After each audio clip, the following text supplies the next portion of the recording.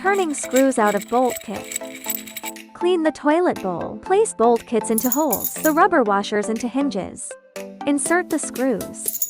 Gently screw it on. Because the screws are long, it takes a few more turns to tighten them up. Tighten screws only until the hinge can still be rotated by hand.